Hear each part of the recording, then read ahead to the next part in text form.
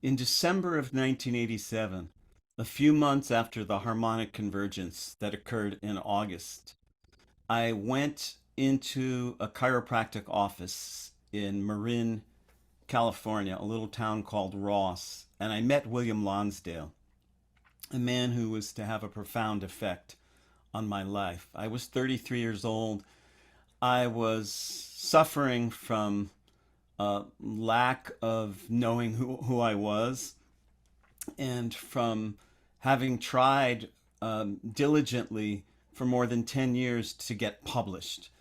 I'd had some stories published, some articles, poems, greeting card gag verses, but my goal was to get a book published. And though I tried and tried and tried, I had yet to break through.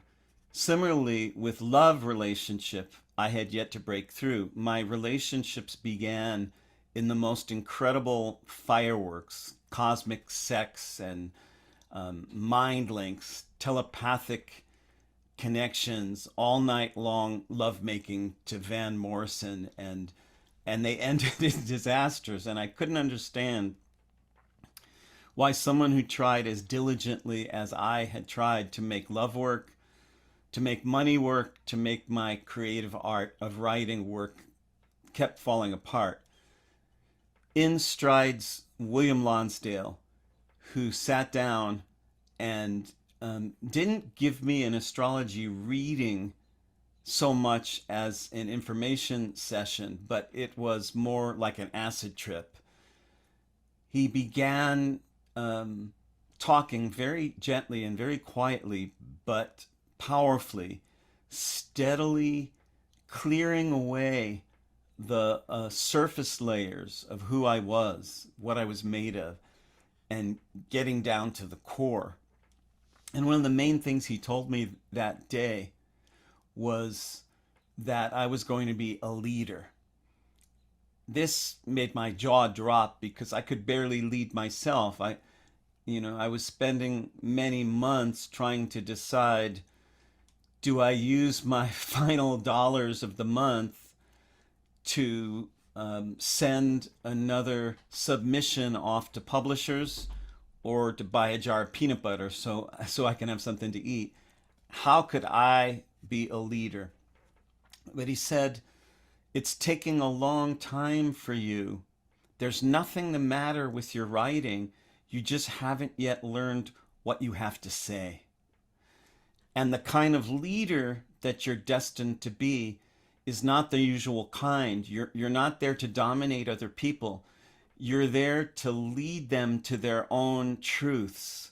And that also is taking a long time. He told me those things and many other things, and pretty soon the room that we were in started spinning around. It became a room full of stars. When I walked out of that session, I was in an altered state, very much like a medicine journey. And I stepped outside into the fresh air and I looked down and I saw that my chest was soaked with tears. I hadn't even known that I'd been crying. My whole body was soaked. And I stood on a little bridge over a stream and I said, I don't know what just happened to me, but I want to be able to do for other people what this guy just did for me. So I let some time go by and then I contacted him and I said, I don't know how you ever learned to do what it is that you do, but that's what I want to learn. Can you teach me?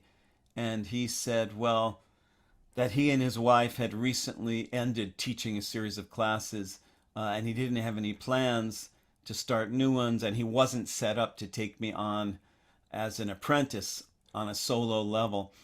And like many such wizard and apprentice stories that I'd read throughout the years, I knew that that was the standard response, and I wasn't going to stop there. So I kept bugging him, and 2 years later, it turned out that they were teaching. They started to teach all over again a new class which formed our mystery school under the redwoods that I wrote of in my first book, 2012, Crossing the Bridge to the Future.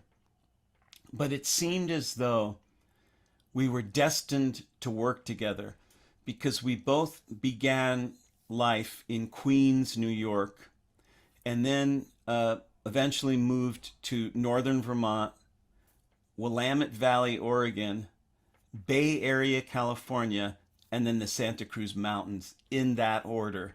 Though he was a few years older than me and he was a few years ahead of me.